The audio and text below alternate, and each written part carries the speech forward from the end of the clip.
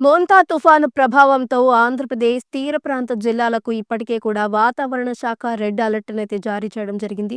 ఈ నేపథ్యంలో మరో 3-4 రోజుల పాటు కూడా భారీ నుంచి అతి భారీ వర్షాలు కురిసే అవకాశం ఉన్నట్టు కూడా వాతావరణ శాఖ హెచ్చరికలు జారీ చేయడం జరిగింది. మోంతా తుఫాను ఎదుర్కొనేందుకు అధికార యంత్రాంగం సిద్ధం కావాలని సీఎం చంద్రబాబు ఆదేశించారు. రాష్ట్రంలో తుఫాను పరిస్థితులపై అన్ని జిల్లాల కలెక్టర్లతో టెలికాన్ఫరెన్స్ నిర్వహించారు. తీర ప్రాంత ప్రజలను పునరావాస కేంద్రాలకు తరలించాలని సూచించారు. తుఫాను ప్రభావిత జిల్లాల్లో టోల్ ఫ్రీ నెంబర్లు ఏర్పాటు చేసినట్లు చెప్పారు. అన్ని శాఖలు సమన్వయంతో పనిచేయాలని ఆదేశించారు. రాష్ట్ర వ్యాప్తంగా 27,000 సెల్ టవర్లను డీజిల్ జనరేటర్లతో సిద్ధం చేశామన్నారు. విద్యుత్, రవాణా, టెలికాం, తాగునీటి సరఫరా వ్యవస్థకు ఎలాంటి అంతరాయం లేకుండా కొనసాగేలా చర్యలు తీసుకోవాలని చెప్పారు. తుపాను నేపథ్యంలో ప్రాణ, ఆస్తి నష్టం జరగకుండా చర్యలు చేపడుతున్నామని, ప్రజలు కూడా అధికారులకు సహకరించాలని కోరారు. తుపాను ప్రభావిత ప్రాంత ప్రజలను పునరావాస కేంద్రాలకు తరలించి వారికి అవసరమైన అన్ని సౌకర్యాలు కల్పించాలని అధికారులను సీఎం చంద్రబాబు ఆదేశించారు.